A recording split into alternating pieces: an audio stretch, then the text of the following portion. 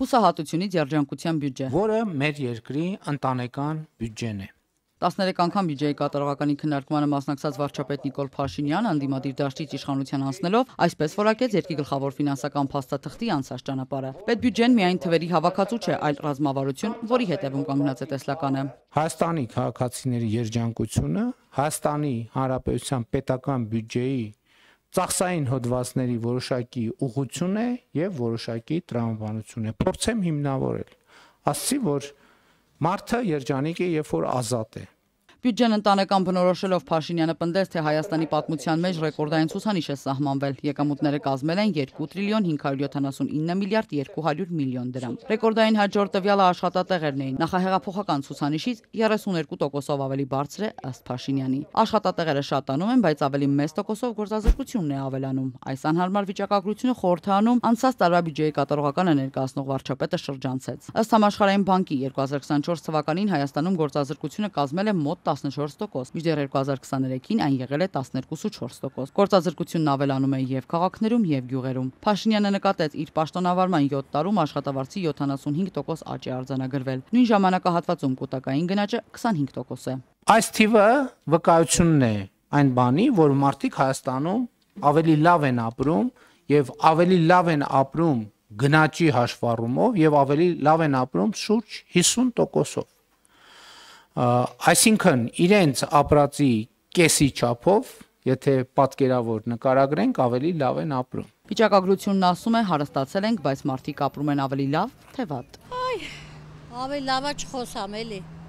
Ճնշումս է բարձր, խոսամ կվատանամ։ Մենակ վարչապետը չի կարող վերահսկել մեր բոլոր գործողությունները, սնդի կետերից բռնած բանջարաբոստանային կուլտուրաներով, ով ինչ ոնց ուզում գները առաջարկում դնում, մի քիչ վերահսկելա պետք։ Ոչ մի բան էլ չի հեշտացել, ավելի դժվարացել է կարամ ասեմ, ոչ աշխատավարձա բարձրանում, ոչ թոշակ, ոչ սնունդն է իջնում, որ մարդիկ նորմալ ապրեն։ Ինքան որ ապրում են, գոյատևում են, դա կյանքա։ Դի պայքարես ինչ որ բանի հասնենք, թե չէ։ Չեն կարողանում մարդիկ ապրեն, շատ դժվար պայմաններ է։ Հիվանդեն բժշկի չեն կարողանում գնան, գումարի խնդիրը կա։ Չեն կարողանում, հետո ասում են ձեզ նայեք, հետևեք առողջ եղեք, ոնց գնանք, ինչով գնան մարդիկ։ Ինչ ասեմ, իրանցով են չափում մեզ, չէ, չի բավարարում։ Միայն իրանց համար ամեն ինչը լավ, սովորական, ժողովրդի համար ոչ մի բան լավ չի, աղջիկ ջան, չեմ հասնում, ոչ մի բան չեմ հասնում, մենակ գալիս եմ սիթի, թոշակով առետուր եմ անում, տուն եմ գնում։ Ոչ կոմունալ եմ կարում մուծեմ, ոչ մի հատ կոշիկ եմ կարում առնեմ, ոչ մի բան։